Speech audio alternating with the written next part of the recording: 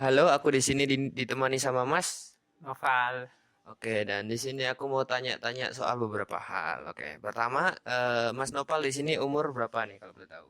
Oh, saya umur 19, Mas. Oke, dan Mas Nopal di sini ya asli Madura ya kan? Asli asli. Dan Maduranya itu dari mana nih? Saya Madura Sumenep. Sumeneb, oke. Nah, mau tanya nih, selama Mas Nopal hidup di Madura nih, kira-kira ada nggak kata-kata di Madura itu yang entah tergeser atau mungkin maknanya udah jarang-jarang kedenger lah? Kata-kata ya, Mas. Sebenarnya, Mas, yang bergeser itu menurut saya bukan hanya kata-kata, tapi pemakaian katanya itu yang bergeser. Contoh, pada zaman dulu, ketika anak muda ditanya oleh orang yang lebih sepuh, tanda kutip lebih tua, itu mereka akan memakai yang namanya bahasa Engki Punten. Contoh nih Mas, misalnya ada seorang bapak-bapak nanya, bahasa Madura ya, Cong, be na mare ngakan misalnya. Nah, si anak muda jawabnya, engki pon kaula lastare ater pak. Nah, gitu. Nah, sekarang itu yang sudah mulai luntur penggunaan kata-kata seperti itu karena sudah tergerus oleh kemajuan zaman mungkin Mas gitu. Mungkin sekarang udah pakai bahasa yang ya engki enten untuk orang yang lebih tua atau yang sederhananya lebih kasar lah, hilang sudah kesopanan itu gitu. Oke ya, sekarang coba misal contoh ini gimana yang halus sama yang kasar gitu sekalian artinya. Oh, sudah Mas.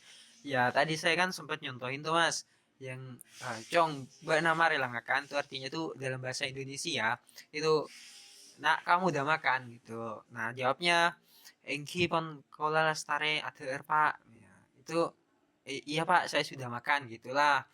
Nah, itu dalam bahasa Madura, engki itu bahasa halusnya dari iya.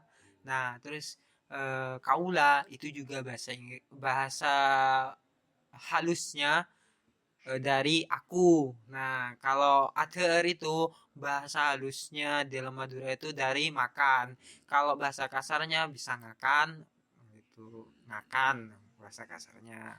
Misalnya untuk teman itu. Ada juga untuk ater itu bisa nete gitu. Gitu. Ya, itu sih contohnya. Oke oke, satu lagi nih terakhir.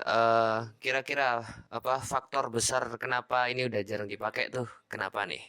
Oke. Tadi sudah saya sebutkan sebenarnya, Mas. Itu faktor kemajuan zaman itu. Jadi akibat faktor kemajuan zaman, masuknya gadget, informasi berbagai macam dari luar, itu kemudian melunturkan kultur atau kebiasaan memakai bahasa-bahasa tersebut, memakai eh, bahasa halus untuk orang yang lebih tua, itu sudah tergerus oleh kemajuan zaman. Mereka udah mungkin udah meniru dari budaya-budaya luar, misalnya gitu. Jadi budaya luar udah mulai kontaminasi ke dalam Iya, gini ya. benar sekali. Oke, ya udah. Oke, mungkin cukup segitu aja. Terima kasih untuk Mas Noval untuk waktunya dan dadah.